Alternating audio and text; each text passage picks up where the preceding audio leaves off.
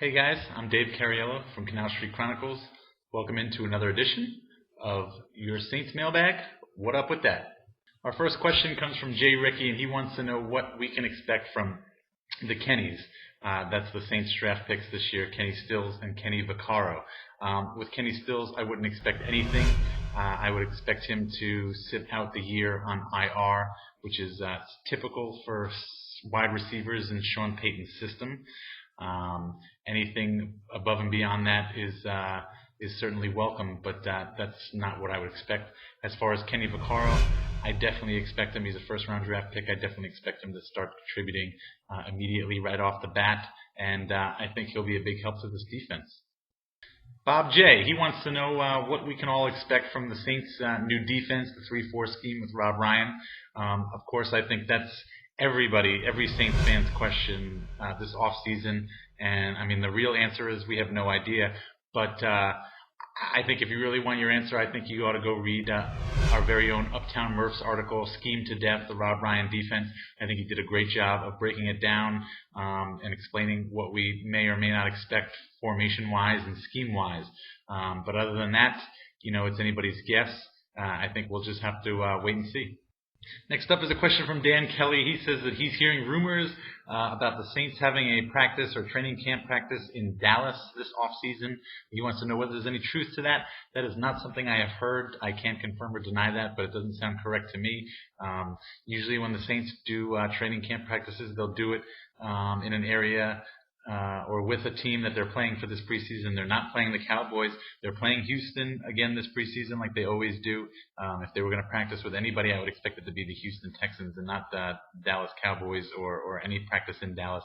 So as far as I'm concerned, I haven't heard anything about any of those rumors, so I wouldn't go banking on that just yet. St. Curb has a question about the running game. He wants to know who the Saints have. Who do the Saints have on the roster? Who do I see as the guy that can become the guy, quote unquote? The answer to that is nobody. I don't think the Saints are looking for one particular player to be the guy. I think they like the running back by committee rotation that they have going. I think it keeps legs fresh. Keeps everybody healthy. So I don't think that you're going to see that from the Saints between Pierre Thomas, Darren Sproles, Mark Ingram. They all do their own different thing. They all specialize in a certain area, I would say, in the running game, and mixing them in and mixing it up is what makes the Saints so successful at the running game. So I don't expect them to have just one guy who's going to do it all. I think that's just the way it is, and I think we should all just get used to that and enjoy it. Our next question keeps with the running back theme and kind of has a lot to do with our previous question.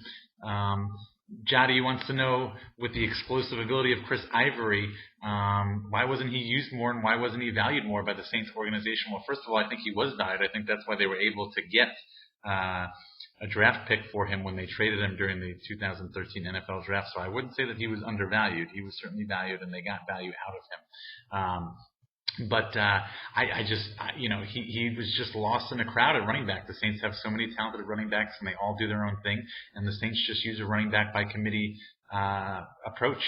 So you're never going to see one guy, just take the reins and run with it.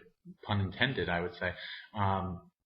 So, that's just the way it's going to be. They're always going to use their different running backs. They're always going to mix it up, and I think that's great. I think that's what keeps defenses on their feet, and I think that's what keeps everybody fresh. So that's just the way it is, and I think you're just going to have to learn to love it. Okay, which QB will finish with a higher number of touchdown passes, Matt Ryan or Drew Brees? This comes from Ben D. I see no reason why it's not going to be Drew Brees. Matt Ryan has never finished a season with more touchdown passes than Drew Brees in his short career. The Saints have always been a pass-first team, pass-heavy team. Drew Brees has always been up there at the top of the rankings as far as touchdown passes. So as good as the Falcons were last year and as good as I expect them to be this year, I still certainly don't expect Matt Ryan to throw for more touchdown passes than Drew Brees. We all know Drew Brees is the man. Okay, another question from another contributor, Ryan E. He wants to know which division opponent do I think the Saints are most likely to dominate in 2013 and most likely to sweep the season series with. Honestly, none of them. I think there's a lot of parity in the NFC South. I think these teams know each other so well. I don't expect the Saints to beat any of these teams twice in a row. I wouldn't be surprised if they at least split with all of them. Any team in the NFC South is beatable by any other team in the NFC South. That's the way I view it. So, it'd be great if they could sweep the Falcons. I think I would prefer that the most. But as far as being rational and being realistic, it wouldn't surprise me if the Saints didn't sweep any of them. I think that that's how much parity there is in the NFC South. St. Merck wants to know if I'll transcribe my answers that I give to you guys in these videos. I don't see that happening. That's pretty much what I was doing before I was doing the videos when I was just writing down my answers. So that sort of defeats the whole purpose of this video exchange that we've got going here. So no, I don't plan on transcribing my answers anytime soon. You're just going to have to keep watching and looking at my beautiful face from here on out. We have a technical question from BR Saints fan. He wants to know why SB Nation keeps messing with the format, especially on the apps and on the mobile. I can't answer that question specifically, but I can tell you that SB Nation is always working to make the experience better for readers. So anytime they mess with it, it's always to improve it and always to make your life a lot easier and more enjoyable, your reading experience. So, any problems, certainly email them, let them know, but just bear with them, because they're always looking to make it a bigger and better experience. All right, my colleague Wallace, he wants to know if I have any superstitions or rituals that I have for game day when I go watch the Saints in the Dome. I hate to be boring, I hate to disappoint, but not really. I sort of get up, spend time with the family, get on the Saints jersey, usually maybe take the streetcar, head on downtown and just walk to the Dome, but I don't really do anything special.